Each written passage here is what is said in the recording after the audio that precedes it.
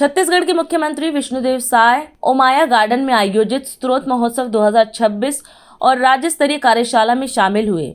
इस दौरान उन्होंने कहा कि नदियां सिर्फ जल का स्रोत नहीं बल्कि सभ्यता, संस्कृति, कृषि और समृद्धि का जीवनाधार हैं।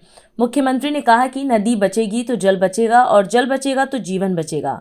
उन्होंने नदी के उद्गम स्थलों और जल ग्रहण क्षेत्रों के संरक्षण पर जोर देते हुए वैज्ञानिक तकनीक, पारंपरिक ज्ञान और जन भागीदारी से व्यापक कार्य योजना बनाने की बात कही। वहीं नदी संरक्षण के लिए मानचित्रण, संरक्षण, पुनर्भरण, जन भागीदारी और कार्य योजना को 5 प्रमुख स्तंभ बताया। आप सभी का आज के इस स्रोत महोत्सव 2026 के शुभारंभ सत्र में हृदय से अभिनंदन करता हूं, हृदय से स्वागत करता हूं।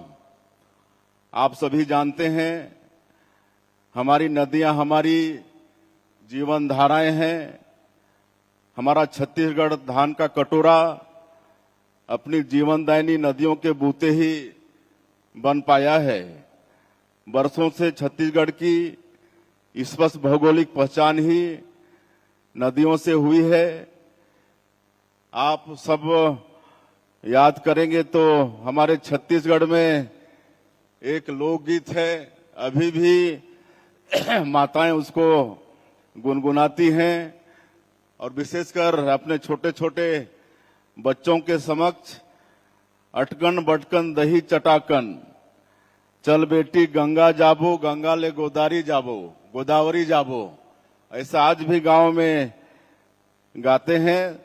तो ये जो हमारा छत्तीसगढ़ है ये गंगा जी का निचला क्षेत्र है और गोदावरी का ऊपर का क्षेत्र है। नदियां हमारी पहचान है।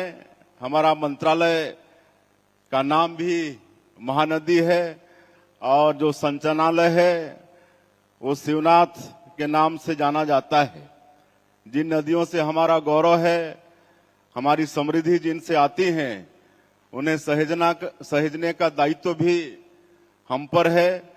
मुझे इस बात की खुशी है कि इसके लिए हम पूरी जिम्मेदारी से काम कर रहे हैं। अपनी नदियों को सहेजने के लिए उनके उद्गम स्थलों को सहेजना बहुत जरूरी होता है। उनके कैचमेंट एरिया को सहेजना बहुत जरूरी है। इसी सोच के साथ माननीय उच्च न्यायालय के निर्देश के अनुरूप नदी संरक्षण एवं पुनरुद्धार के लिए हमने राज्य एवं जिला स्तरीय समितियों का गठन किया है। इस दिशा में विशेषज्ञों की राय लेने एवं इन पर आगे बढ़ने के लिए ही आज का ये महत्वपूर्ण कार्यशाला का आयोजन किया गया है। नमामि गंगे हमारे यशस्वी प्रधानमंत्री श्री नरेंद्र मोदी जी की पहल है। मां गंगा को सहेजने के लिए इतना बड़ा अभियान इससे पहले कभी आरंभ नहीं किया गया था। गंगोत्री से लेकर गंगा सागर तक नमामि गंगे अभियान में भारी काम हुआ है। जब हम बनारस के घाटों में जाते हैं तो साफ सुथरे घाट नजर आते हैं। इससे पहले इन घाटों की दुर्दशा पर बहुत दुख होता था। गंगा जी के किनारे बसे कानपुर, प्रयागराज, बनारस जैसे शहरों में गंगा जल के संरक्षण के लिए जो काम किया गया है वो हमारी सबसे पवित्र नदी को सुरक्षित करने का सबसे बड़ा अभियान है। हम प्रदेश में भी नमामि गंगे की तर्ज पर 5 प्रमुख स्तंभों पर काम करने वाले हैं। एक तो मानचित्रण, संरक्षण, पुनर्भरण, जन भागीदारी और कार्य योजना। नदी के संरक्षण के लिए जरूरी है कि उसके जल ग्रहण क्षेत्रों का मानचित्रण हो। हर नदी का मानचित्र हमारे पास मौजूद हो।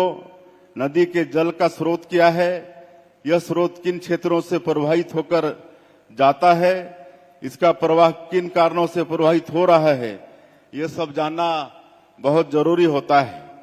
एक बार नदी का पूरा इकोसिस्टम हमें पता चल जाए तो जल संरक्षण की समग्र रणनीति पर काम होता है। इसके लिए वन संरक्षण, पारंपरिक जल संरचनाओं का संरक्षण, जल संरक्षण की संरचनाओं का निर्माण आदि कार्य व्यापक स्तर पर हम आने वाले समय में करने वाले हैं। हमारी जीवनदायिनी नदियां साल के अधिकतर समय सदा नीरा बनी रहे, इसके लिए जरूरी है कि बारिश के पानी को अधिकतम मात्रा में भूमिगत करें। उसके लिए विकसित भारत जी राम जी योजना जो 1 जुलाई से शुभारंभ हुआ है, बहुत ही उपयोगी साबित होगी। इसमें जल संरक्षण पर सबसे ज्यादा जोर दिया गया है।